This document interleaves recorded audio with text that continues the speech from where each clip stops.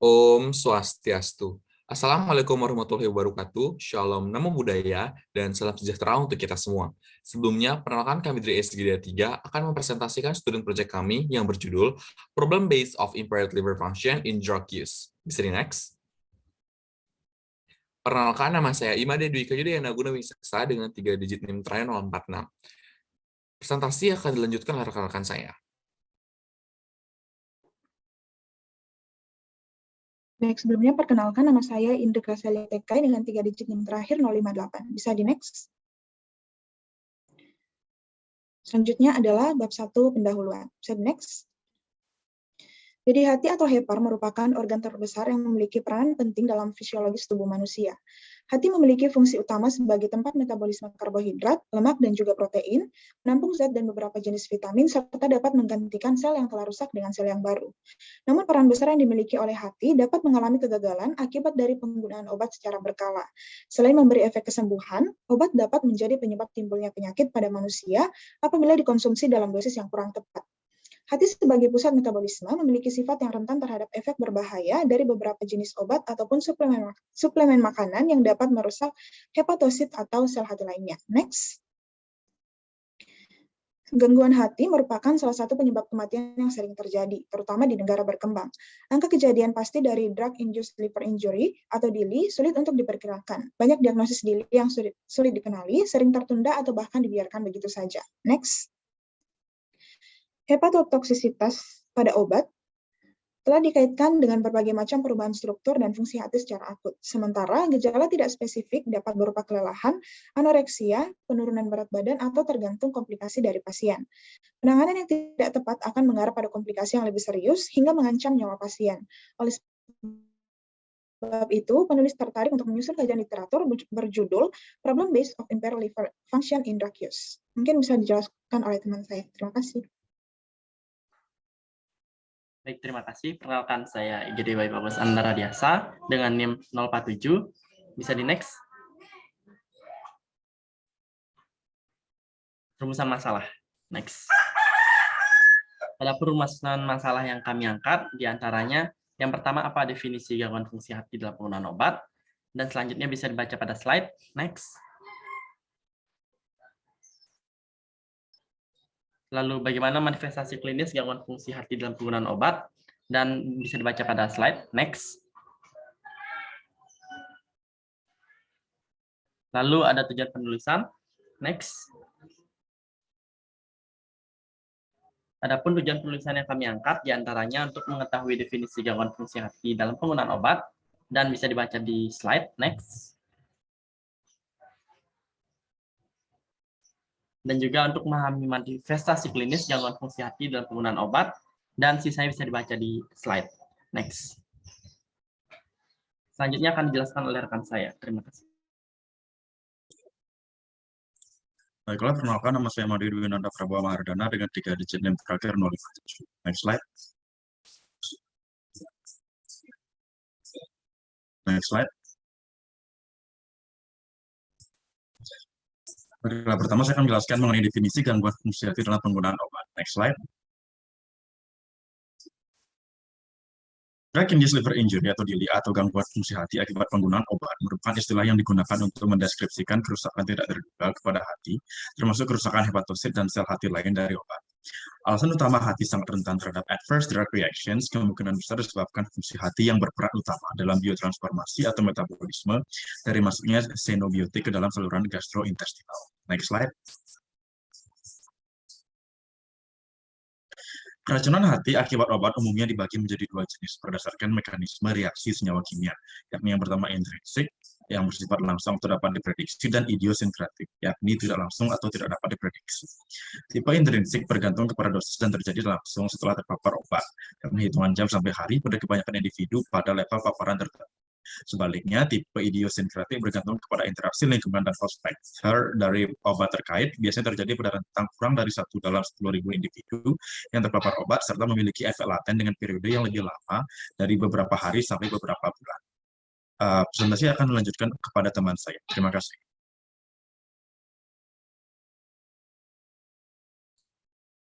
Baik, terima kasih atas kesempatannya. Sebelumnya perkenalkan, nama saya Gusti Ngurah Kurniawan Jantara Bagus Putra dengan 3 digit terakhir 052. Jadi berikutnya terkait dengan epidemiologi gangguan fungsi hati dalam penggunaan obat. Berdasarkan studi literatur yang telah dilakukan, kami mendapatkan data bahwa beberapa studi yang dilakukan di benua Eropa itu menyebutkan bahwa insiden gangguan fungsi hati akibat penggunaan obat itu adalah sekitar 24 kasus per 100.000 penduduk setiap tahunnya, dengan penyebab utamanya itu adalah yang disebabkan oleh penggunaan antibiotik. Kemudian beberapa studi retrospektif yang dilakukan di benua Eropa, tempatnya di Prancis, yang menyebutkan bahwa ada sekitar 19 kasus terjadi setiap tahunnya di negara tersebut yang penyebab utamanya juga adalah antibiotik. Selain itu juga, berdasarkan data yang kami peroleh, itu berdasarkan hasil dari beberapa studi yang dilakukan di Korea Selatan, yaitu tepatnya di benua Asia, insiden gangguan fungsi hati pada rumah sakit rujukan itu adalah sekitar 12 kasus per 100.000 penduduk, dengan penyebab utamanya adalah obat-obatan tradisional dan juga obat-obatan herbal. Mungkin untuk epidemiologi berikutnya akan dilanjutkan oleh rekan saya. Terima kasih. Baik, sebelumnya perkenalkan, nama saya Kamal Sukayuta dengan 3 digit terakhir 043. Next. Oke, jadi selanjutnya itu di Tiongkok, itu ditemukan bahwa insiden tahunan dari gangguan fungsi hati itu adalah sekitar 24 kasus per 100.000 orang setiap tahunnya. Nah, insiden gangguan fungsi hati pada beberapa negara seperti Jepang, Singapura, dan India semakin meningkat setiap tahunnya. Nah, obat anti-tuberkulosis seperti isoniazid, rifamycin, pyrazinamide itu merupakan penyebab utama dari gangguan fungsi hati pada negara-negara tersebut. Mungkin sekian untuk epidemiologi, selanjutnya akan dilanjutkan oleh rekan saya. Terima kasih. Baik, sebelumnya perkenalkan, nama saya Nima Dewi Nika Risnawardani dengan 3 digit terakhir 055. Next. Jadi selanjutnya ada etiologi gangguan fungsi hati dalam penggunaan obat. Next. Gangguan fungsi hati terjadi ketika organ hati terluka sehingga menyebabkan kehilangan fungsi hati. Gangguan fungsi hati selain bisa disebabkan oleh virus, juga dapat disebabkan karena penggunaan obat dalam jangka waktu yang lama.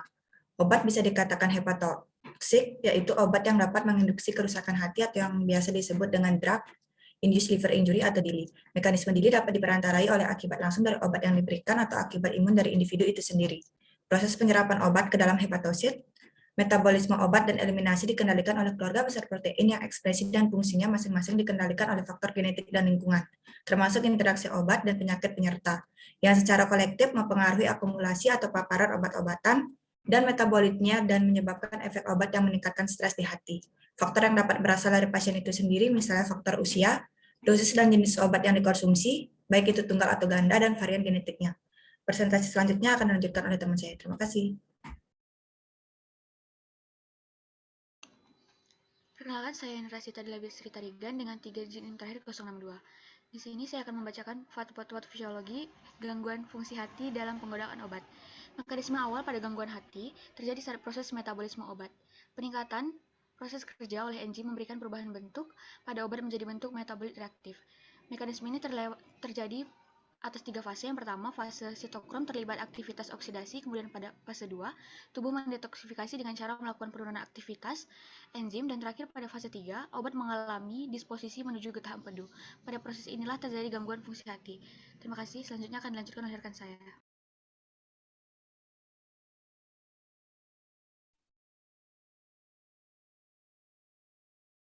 Baik, perkenalkan saya Dewi Agung Gita Saraswati dengan 3 digit yang terakhir 060. Bisa di next. Selanjutnya yaitu manifestasi klinis gangguan fungsi hati dalam penggunaan obat. Next. Manifestasi klinis gangguan fungsi hati dalam penggunaan obat umumnya bervariasi, mulai dari peningkatan enzim hati yang asimptomatik sampai dengan kegagalan hati fulminan. Gejala klinis hepatotoksitas akibat obat yang paling mudah dikenali adalah kolestasis dan kerusakan hepatoseluler akut. Kerusakan hepatoseluler akut sering berkaitan dengan gejala nyeri dan kram perut, badan yang lemas, dan icterus. Gangguan fungsi hati ditandai dengan meningkatnya activated facial thromboplastin time atau prothrombin time, serta encephalopathy yang mengindikasi gangguan fungsi hati berat. Gejala hepatotoksisitas yang terjadi kurang dari 26 minggu merupakan ciri khas gangguan fungsi hati akut pada pasien yang sebelumnya tidak memiliki sirosis. Selanjutnya, penyakit kolestasis hati memiliki gejala gatal-gatal dan icterus, dengan kadar alkali fosfatase meningkat tajam di awal. Baik, sekian dari saya, dilanjutkan oleh Pak saya. Terima kasih.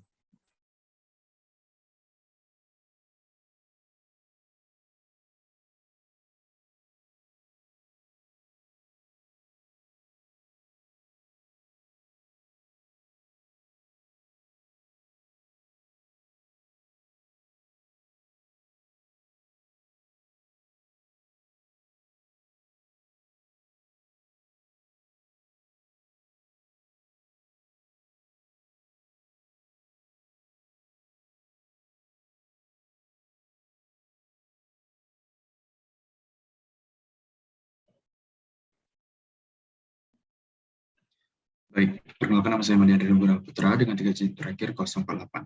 Selanjutnya, saya akan menjelaskan tentang pelaksanaan gangguan fungsi hati dalam penggunaan obat. Next. Baik, jadi yang pertama yaitu terapi non-obat. Terapi non-obat bagi penderita penyakit hati dapat dilakukan dengan diet seimbang, dengan jumlah kalori yang dibutuhkan berdasarkan tinggi badan, berat badan, dan aktivitas.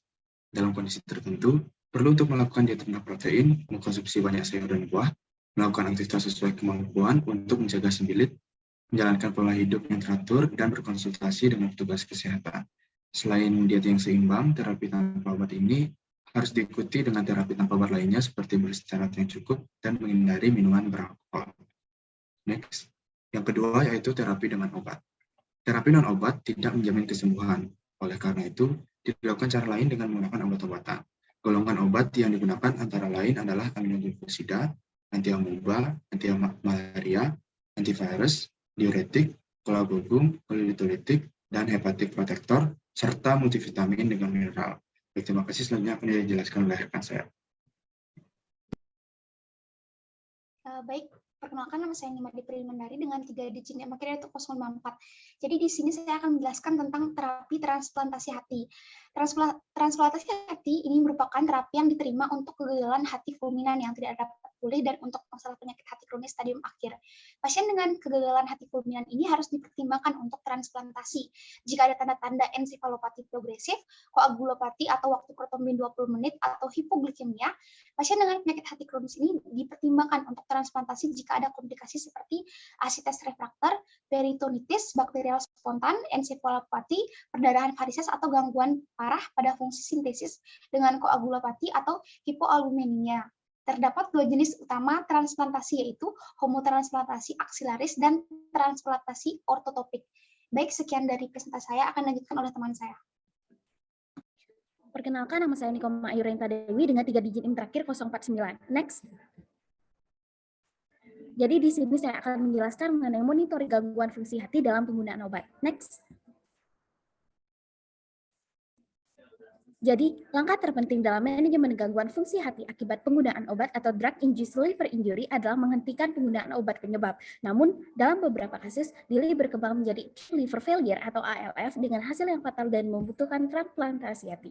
Tingkat kelangsungan hidup pasien 1 tahun pertama yang berhasil dalam transplantasi hati adalah sekitar 80%. Dalam beberapa kasus, cedera hati yang disebabkan oleh agen obat tidak sepenuhnya dapat disembuhkan meskipun terdapat perbaikan awal. Sehingga, untuk membuat kemajuan dalam pengobatan, diperlukan uji klinis yang dirancang dengan baik guna mengevaluasi efektivitas beberapa obat yang dipasarkan dengan manfaat potensial yang diketahui, serta untuk mengembangkan klinis molekul baru yang tepat. Sekian dari saya, akan dilanjutkan oleh rekan saya.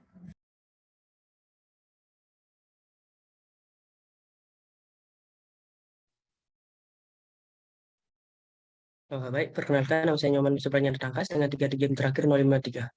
Next.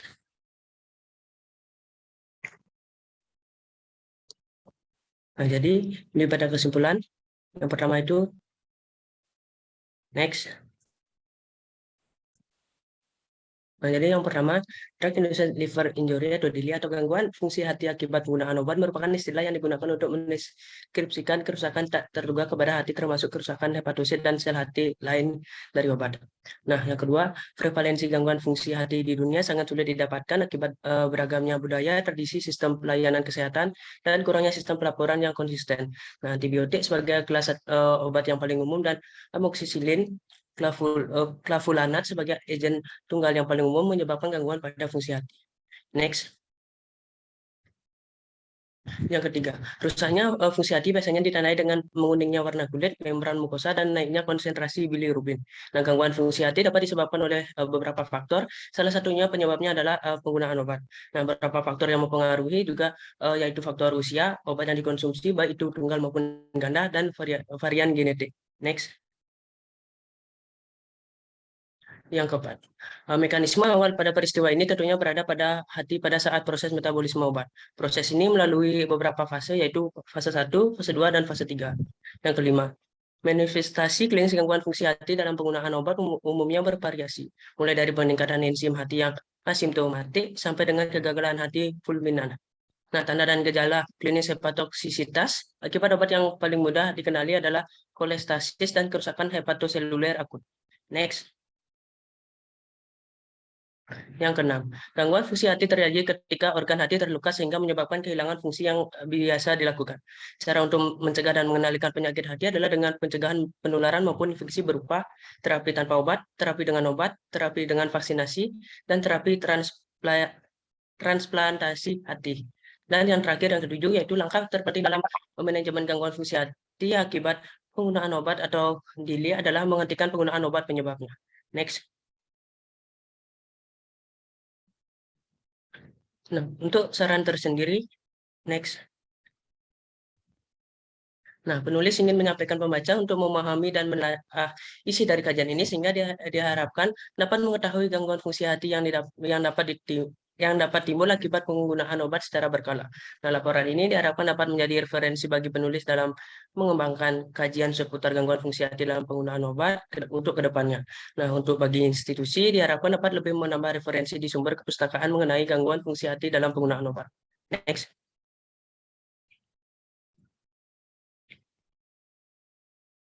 Baik, terima kasih. Sekian dapat kami sampaikan. Mohon maaf bila terdapat kesalahan kata maupun perbuatan. Kami tutup dengan Parama Santi, Om Santi, Santi, Santi Om. Assalamualaikum warahmatullahi wabarakatuh. Shalom, namo buddhaya, dan salam sejahtera buat kita semua. Terima kasih.